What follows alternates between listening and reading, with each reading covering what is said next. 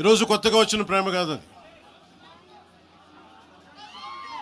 తెలంగాణ ప్రత్యేక రాష్ట్రం కావాలి అన్న ఆలోచన రాకముందే తెలంగాణ సంస్కృతికి, తెలంగాణ సాంప్రదాయాలకి, తెలంగాణ పోరాట స్ఫూర్తికి ఉత్తేజం పొంది ఇన్స్పిరేషన్గా తీసుకొని అది సినిమాల్లో కావచ్చు, సంస్కృతి పరంగా కావచ్చు, ఇవన్నీ కల్చరల్ పరంగా సినిమాల్లో పరంగా ఎప్పుడు ముందుకు తీసుకెళ్తానే ఉన్నాం. విమర్శించే నాయకులందరికీ కూడా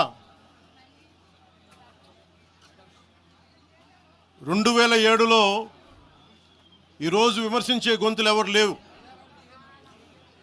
తెలంగాణ నలుమూలలా తిరిగిన వాడిని, తెలంగాణ నలుమూలలా వెళ్ళిన వాడిని, గ్రేటర్ హైదరాబాద్లో అన్ని కార్పొరేషన్స్లో కూడా భారతీయ జెండా, మువ్వెన్నెల జెండా ఎగరవేశాం మేమందరం.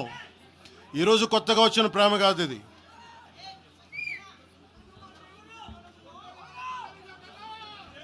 నేను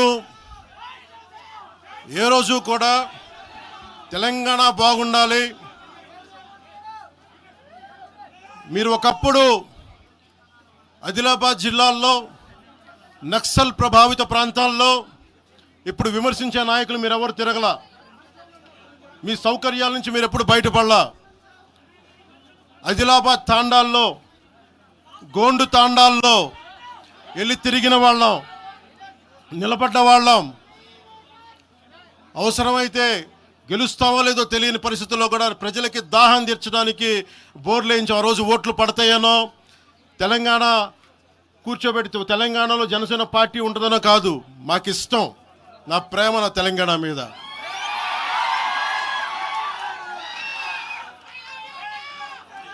తెలంగాణకి నాకు ఎంత ప్రేమ ఉందో,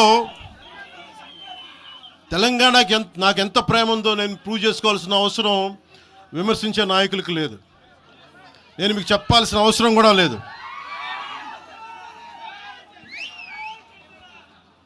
తెలంగాణ విభజనకి జనసేన వ్యతిరేకం అని మాట్లాడుతూ ఉన్నారు. నేను మళ్ళీ చెప్తా ఉన్నా, విభజించిన తీరుకు మేము వ్యతిరేకం. తెలంగాణ కోసం సామాజిక తెలంగాణ కానీ అన్ని కులాలు బాగుండాలి అని చెప్పి మరీ వచ్చాం.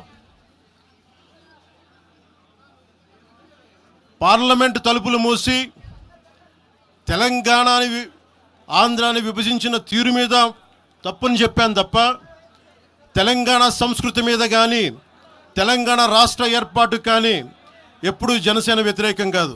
ఇది తెలంగాణ ప్రజలకి చాలా స్పష్టంగా తెలియజేస్తా ఉన్నాం.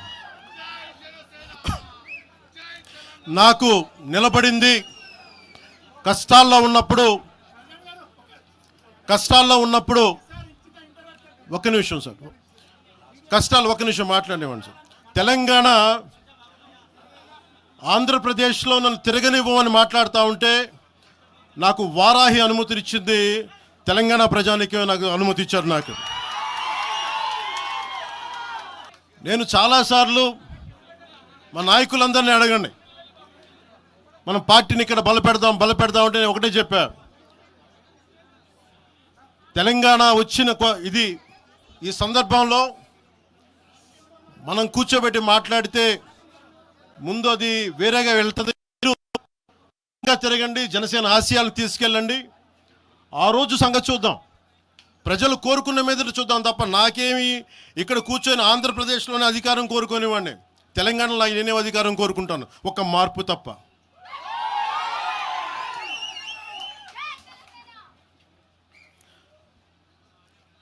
జనసేన ప్రయాణం తెలంగాణలో మొదలైంది. నేను మీకు ఏ సమస్యకైనా సరే నేను కూర్చోబెట్టి మా నాయకులు ఒకటే చెప్పా, మీరు సమస్యల మీద పోరాడండి. నాకు బాగా ఇబ్బంది కలిగించే అంశం ఈ మధ్యన పదే చూస్తూ ఉన్నాను, మాట్లాడితే ఆంధ్ర అని చెప్తా ఉన్నారు. తెలంగాణ ప్రజలకి ఆంధ్ర మీద విద్వేషం లేదు, తెలంగాణ నాయకులందరికీ విద్వేషం లేదు. తెలంగాణ ఏర్పాటు కావాలని కోరుకున్నారు కానీ ఆంధ్ర ప్రజల మీద ఎక్కడా విద్వేషం చూపించలేదు. నిజంగా తెలంగాణ ప్రజలు కానీ మొత్తం తెలంగాణ నాయకులు కానీ విద్వేషం చూపించి ఉంటే ఈ రోజున ఒక్క ఆంధ్ర ప్రాంత వ్యక్తి కూడా ఇక్కడ తెలంగాణలో ఉండలేడు. ఇది తెలంగాణ తాలూకు ప్రేమ, తెలంగాణ ప్రజల తాలూకు ప్రేమ, ఇవన్నీ ఎవరు మర్చిపోరు. నాకు ఈ మధ్యన వస్తా ఉంటే నువ్వు హైదరాబాద్లోకి ఎలా అడుగు పెడతావు, నీకు హైదరాబాద్లో ఏం పని, ఇది నేను ప్రత్యేకించి చెప్తా ఉన్నా. మీరెవరైనా నన్ను బెదిరించడానికి, బెదిరించే వాళ్ళు మీ అయ్యే జాగీరా తెలంగాణ?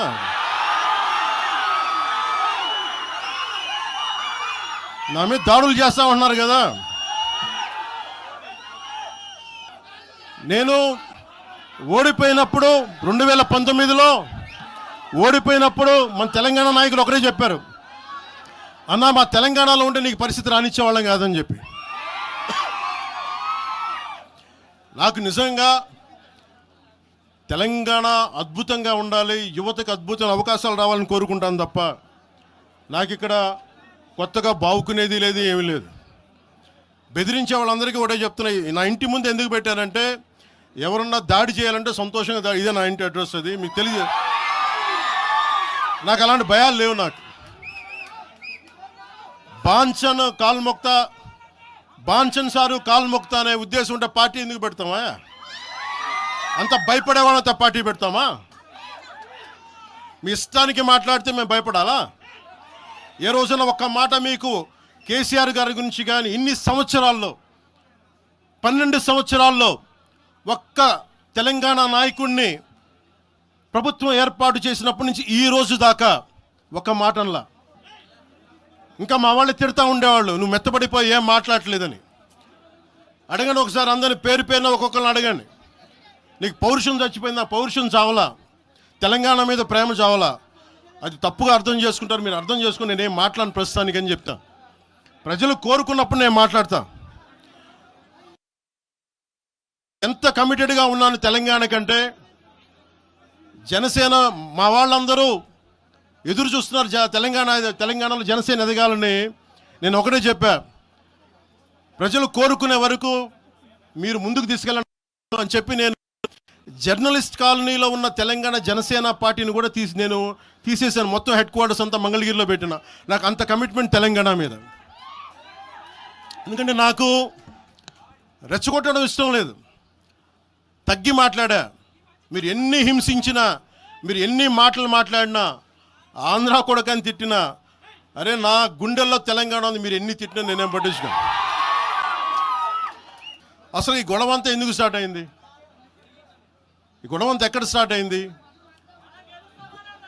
ఒక ఎనలిస్ట్, ఒక విశ్లేషించే వ్యక్తి, ఆయనంటే నాకు గౌరవం, ఆయన మీద నాకు గౌరవం ఉంది.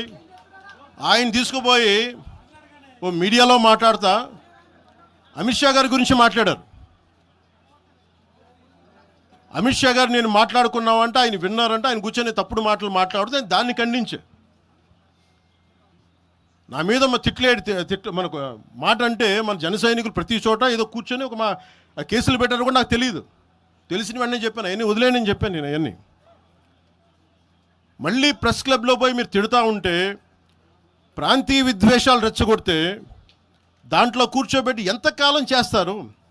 12 సంవత్సరాలు తెలంగాణ వచ్చిన తర్వాత ఇంకా తెలంగాణలో ఉపాధి లేకపోయినా, ఏమి లేకపోయినా దానికి ఆంధ్రుడే కారణం, దానికి పవన్ కళ్యాణే కారణం. పరిశ్రమల్లో ఈ లెక్కల్లో ఇంక మీరు ఎప్పుడు మీరు ఎన్ని చేసినా ప్రతిదానికి ఎక్కడో చోట తెలంగాణ ప్రజలు ఇది గ్రహించాలి.